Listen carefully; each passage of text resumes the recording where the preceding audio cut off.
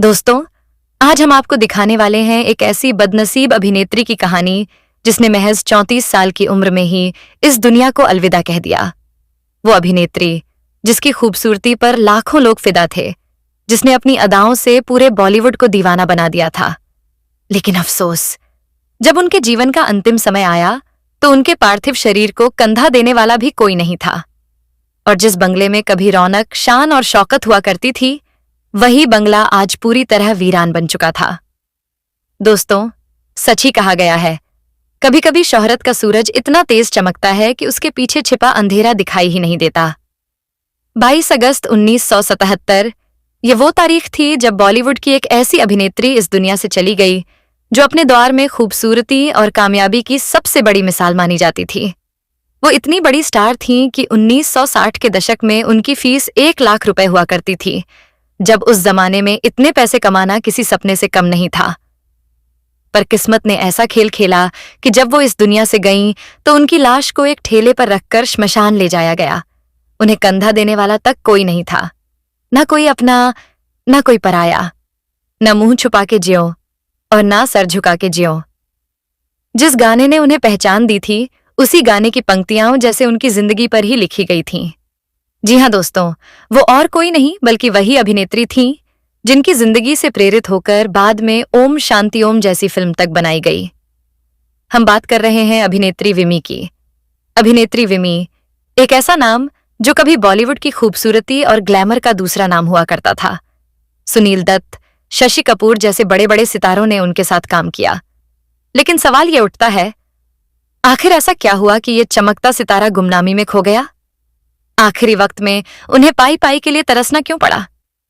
क्यों घर और परिवार ने उनसे दूरी बना ली? और क्यों फिल्म इंडस्ट्री के जाने माने अभिनेता और निर्माता उनकी थोड़ी सी भी मदद के लिए आगे नहीं आए? दोस्तों, आज की ये कहानी कोई काल्पनिक कहानी नहीं, बल्कि एक खूबसूरत अभिनेत्री की सच्ची और दर्दनाक दास्तान है, जिसे हम आज आपको सुनाने जा रहे हैं। विमी का जन्म पंजाब के जालंधर में हुआ था। उनका असली नाम था विमलेश वाधवन। बचपन से ही वो बेहद प्यारी और क्यूट थीं। लोग उन्हें देखते ही मुस्कुरा देते थे। उन्हें गाने का बहुत शौक था और वो ऑल इंडिया रेडियो के चिल्ड्रन प्रोग्राम में हिस्सा लिया करती थीं। आजादी के बाद उनका परिवार मुंबई आ गया। यहाँ विमी ने सोफिया कॉलेज से अपनी पढ़ाई पूरी की। पढ़ाई के साथ साथ वो छोटे बिजनेस भी करती रहीं, लेकिन उनके मन में हमेशा यही रहता था, जिंदगी में कुछ बड़ा करना है। और तभी उनकी जिंदगी में आए शिव अग्रवाल, एक रईस बिजनेसमैन। शिव विमी के दीवाने थे। दोनों में प्यार हुआ और जल्द ही शादी भी हो गई। लेकिन असली कहानी यहीं से शुरू होती है। विमी के पति शिव बिजनेस के सिलसिले में कई फिल्मी पार्टियों में जाया करते थे। इन्हीं पार्टियों में विमी की मुलाकात हुई डायरेक्टर रवि शंकर शर्मा से। रवि ने विमी को देखा और दंग रह गए। कहने लगे, आप तो बिल्कुल फिल्म की हीरोइन लगती हैं। जब उन्हें पता चला कि विमी 2 बच्चों की मां हैं, तो उन्हें यकीन ही नहीं हुआ। उन्होंने कहा, आप मुंबई आइए, बॉलीवुड में कोशिश कीजिए। उस वक्त विमी कोलकाता में रहती थीं, लेकिन एक दिन उन्होंने मुंबई आने का फैसला किया। यहीं उनकी मुलाकात हुई बॉलीवुड के बड़े निर्माता निर्देशक BR चोपड़ा से। चोपड़ा साहब ने पहली ही मुलाकात में उन्हें फिल्म ऑफर कर दी। एक ऐसी फिल्म जिसमें लीड एक्ट्रेस बीच फिल्म में ही मर जाती है और पूरी कहानी उसी मौत के इर्द गिर्द घूमती है। उस दौर में कोई भी अभिनेत्री ऐसा रोल करने को तैयार नहीं थी, लेकिन विमी ने कहा, एक कोशिश करके देखती हूं। उनके पति शिव ने उनका पूरा साथ दिया, लेकिन उनके माँ बाप इस फैसले से बेहद नाराज हो गए। असल में वो पहले से ही उनकी शादी के खिलाफ थे। इसी वजह से उन्होंने विमी को अपनी जिंदगी से निकाल दिया। विमी बोली, ठीक है, मायका नहीं तो ससुराल सही। लेकिन शिव के परिवार ने भी उन्हें अपनाने से इनकार कर दिया। अब विमी के पास सिर्फ एक ही रास्ता बचा था, बॉलीवुड। और फिर आई उनकी पहली फिल्म हमराज, और उसके साथ वो गाना जो आज भी गूंजता है। ये गाना उनकी जिंदगी की पहचान बन गया। फिल्म सुपरहिट रही। राजकुमार, सुनील दत्त और विमी की जोड़ी ने धमाल मचा दिया। रातों रात विमी स्टार बन गईं। हर मैगजीन के कवर पर उनका ही चेहरा छाया रहता था। उन्होंने बोल्ड बिकिनी शूट तक कराया। हर कोई कह रहा था, ये है बॉलीवुड की अगली क्वीन। उनकी फीस 3 लाख रुपए तक पहुंच गई। उन्होंने पाली हिल में एक शानदार बंगला खरीदा, जहां से समुद्र का खूबसूरत नजारा दिखाई देता था। लग्जरी कारें, महंगे कपड़े, आलीशान जिंदगी, कहने को सब कुछ परफेक्ट था। वो बंगला दोस्तों और मीडिया पार्टियों से हमेशा गुलजार रहता था। हर रात वहां सितारों का मेला लगा रहता। लोग कहते थे, ये बंगला विमी की कामयाबी की पहचान है। लेकिन किस्मत को कुछ और ही मंजूर था। धीरे धीरे जिंदगी में समस्याएं सिर उठाने लगीं। विमी के पति शिव को बीआर चोपड़ा के साथ उनके कॉन्ट्रैक्ट से परेशानी होने लगी। शिव चाहते थे कि विमी ज्यादा से ज्यादा फिल्में करें, लेकिन चोपड़ा साहब के साथ 2 फिल्मों का बाइंडिंग कॉन्ट्रैक्ट था।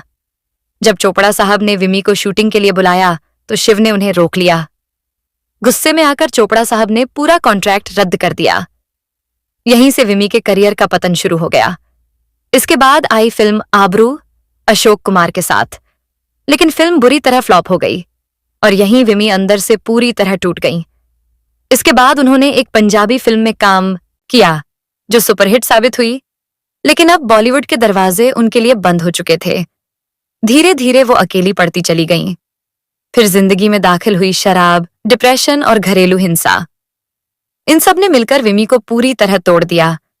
आखिरकार उन्होंने पति से अलग होने का फैसला किया, लेकिन अब उनके पास न घर था, न सहारा और न ही काम। इसी बीच उनकी मुलाकात हुई एक आदमी से जिसका नाम था जॉली। वो खुद को ब्रोकर बताता था।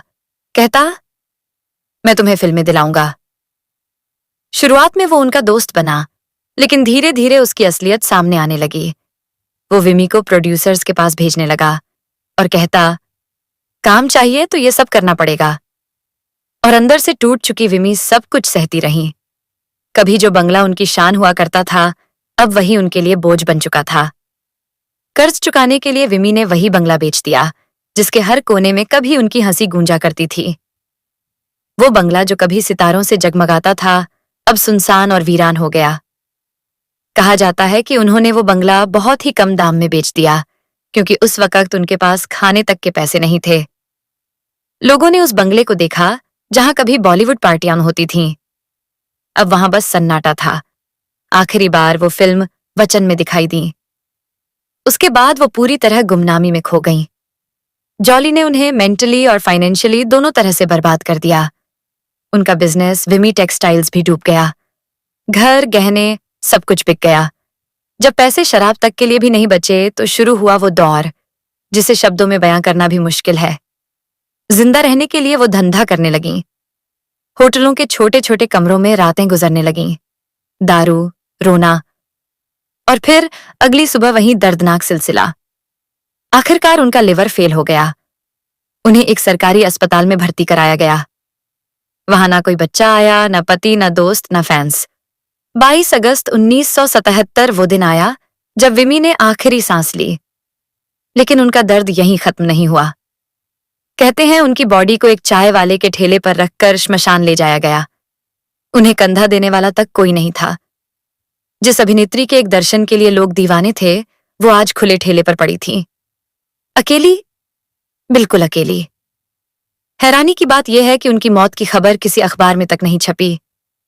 कई सालों बाद जब कुछ दोस्तों ने उनकी कहानी बताई, तब जाकर दुनिया को उनकी असली सच्चाई पता चली।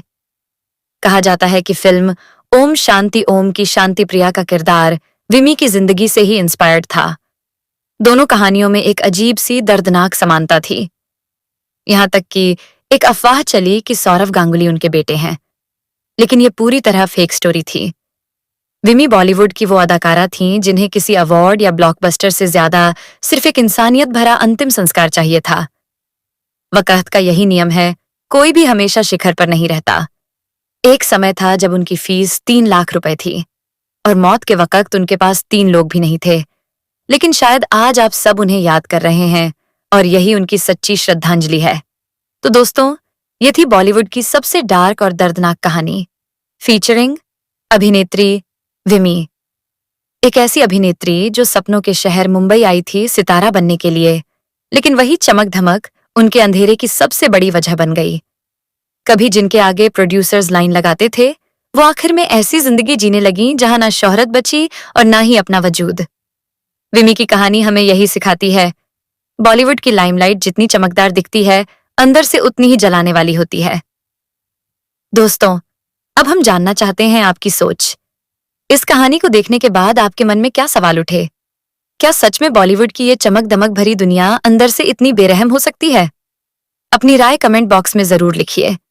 और अगर अभिनेत्री विमी की जिंदगी की ये सच्चाई आपके दिल को छू गई हो, तो उनके नाम एक इमोशनल और सच्चा कमेंट जरूर छोड़िए। वीडियो को लाइक करें, इसे शेयर करें, ताकि ये कहानी ज्यादा से ज्यादा लोगों तक पहुंचे। और ऐसी ही अनसुनी, सच्ची और दर्दनाक बॉलीवुड कहानियों के लिए हमारे चैनल स्टार मनोहर बॉलीवुड को सब्सक्राइब करना बिल्कुल न भूलें।